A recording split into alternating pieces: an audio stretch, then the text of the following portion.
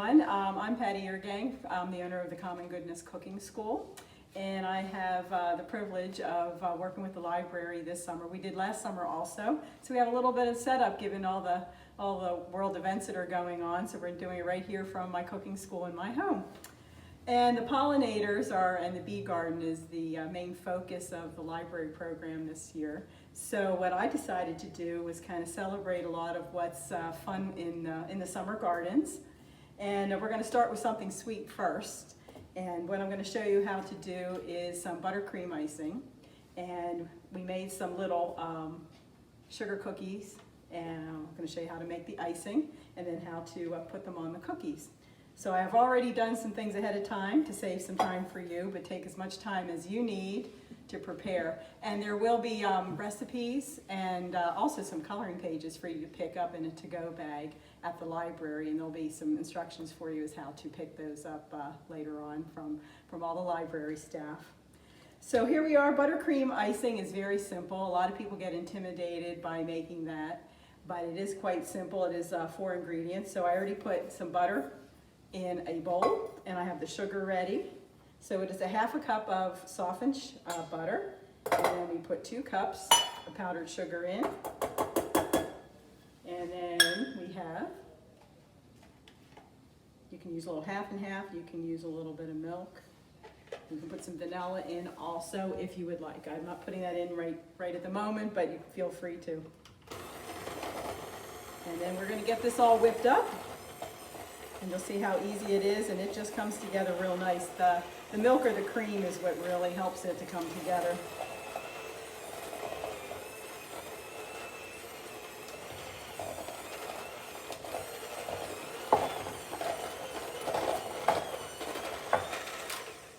And it's all done. So that's how simple it is. And when I have a little trick that I do, you can, for piping, you can put the icing on with a knife, or else you can pipe it on. So I get a little Ziploc bag, and I cut the corner off, and I put the little coupler and the decorating tip on. And then it's really nice because afterwards you don't have to clean up the bag. So we're going to put our icing in here. And I'm going to put that aside. You just kind of put that down in the corner, just kind of work it over, and you twirl up the end so it doesn't come up into your hand. And then, thank you. And then we're going to just do a little bit of decorating, so I'll just show you how easy that is. And you can just put on whatever pattern you want. So we're just going to do a couple little curlicues and some fun things. And the cookie recipe is there for you. And what I did was I just took some little skewers, and when the unbaked cookies are on the tray, I just slid the skewers in there, and they baked up really nicely. And if you'd like, you can put a little bit of, a couple little sprinkles on. You can change the colors up. I have some yellow here that I had used earlier, just as another color. And just for the fun, I took a flower pot and I put some foil in there, and that was what's going to hold up the little flower. So that's just a little example of your flowers that you can make and celebrate all the fun stuff that goes on in your garden. All right, we'll move this stuff out of the way. And the other amazing thing about all the good things in the garden is we're going to make a salad. And there was a book that I was told about, or called the Rainbow Stew. So I thought it would be fun to make a summer rainbow stew. And that translates to a chopped salad. And a chopped salad is you just take anything that you really like, and the more the better, because you make a really colorful salad. And so what I've done ahead of time is I've chopped up the lettuce. So just put your lettuce in the bowl. And some suggestions of what you can use are all listed in the recipes. So I chopped up some cucumbers, and I have some red cabbage, And the idea with the chopped salad is to make it as small as you can. I chopped up some carrots.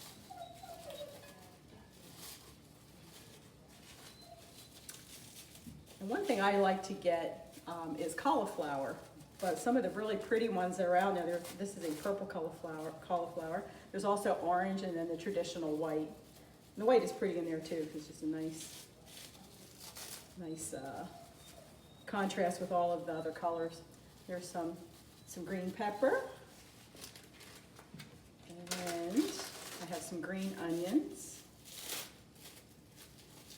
And this is really amazing with the dressing. There's something about the little bits of chopped up, all the chopped up salad ingredients. Now here's a nice little secret that you can do. So you can just take corn, frozen corn and frozen peas, and you don't have to cook them, you just thaw them out.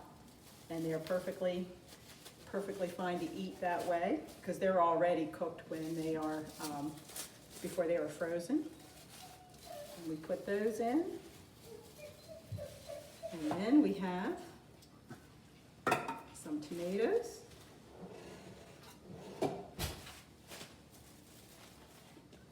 Put those in the bowl. So you've got an awful lot of colors going on. It makes it really, really pretty. Now I like black olives, and that's a nice contrast also. Here I have some sliced beets. You can slice those up really nicely. And then we're going to toss this together. And you'll see how pretty this is. And it tastes good too. You can put black beans in here to give it a further contrast. So that's really nice. It's a nice make ahead for any kind of meal. You can make it as big or as little as you'd like. And it probably will stay at least a day or two in the refrigerator afterwards, so if you do want to make a little bit extra. So that's our salad. And another thing that people are usually pretty intimidated is salad dressings. So I thought I would show you two different types that are really quick to do. Bring my ingredients in. One is a Russian dressing, and I did not put it on the recipes, but you can turn this into Thousand Island by simply adding relish to it. All right, so I went ahead and I put, it's almost equal amounts of mayonnaise and ketchup. The ingredients are listed on the recipe. And then you put a little bit of Worcestershire sauce in it. And you can use white vinegar, red wine vinegar, whatever kind of vinegar you like. And you really need the vinegar in it because the acid really makes it all come together. And a little bit of salt and pepper. And you stir it together. So that's as simple as it is. And I like using the whisk. It seems to just really blend it nicely. You can use a spoon, you can use a fork, whatever. Whatever works in your kitchen. If you don't have a whisk, you're perfectly fine. You can see how quickly that comes together. And there you have it. So that's your Russian dressing. And say if you want to make it into Thousand Island, you would just take some relish and put that inside. It just depends how much you like in there. So a tablespoon or so of relish. And it could be the sweet pickle relish, and it could also be the dill pickle relish, which would be really good too. Now the mystery one that everybody probably would just think there's no way you can make, which is ranch dressing. So again, you'll see your recipe, that's included in your recipes. There's mayonnaise and sour cream I already put ahead in the bowl. And then I chopped up yesterday, or earlier today, excuse me. The herbs that go in here are chives and fresh parsley and dill.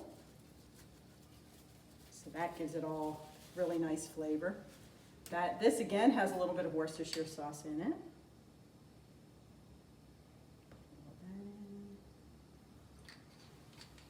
And again, some vinegar. And all your, I don't expect you to wing it. You can use your recipe for your comfort level. You can either put mashed garlic in or garlic powder. And even though there is,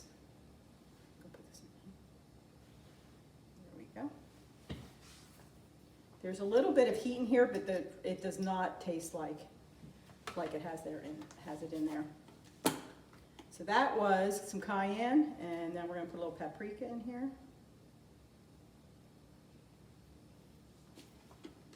and some salt and pepper. Now it does call for buttermilk if you would like to, depending on the consistency that you like. So I'm going to switch this around. And this tastes better if you make it at least a day before for all the flavors to blend. So I'm not going to add any buttermilk because it is a nice dipping consistency. If you want it a little bit thinner for salad dressing, you can add that in. But again, it just depends on how you'd like it to be for how you like ranch dressing. So that is everything in a nutshell. And hopefully you found this fun and that you'll enjoy doing the recipes. And feel free to contact me, take us through the library, if you have any questions or anything else we can do for you. In your packet also there are coloring pages, and there are some things that just reflect this fun summer and some of the pollinators. There's one of flowers, there's a frog trying to catch a fly, and we have a butterfly and another frog leaping in the water. So hopefully that's something all the family members probably would enjoy. So that's everything here, and thank you very much for tuning in, and we'll see you again sometime. Thank you.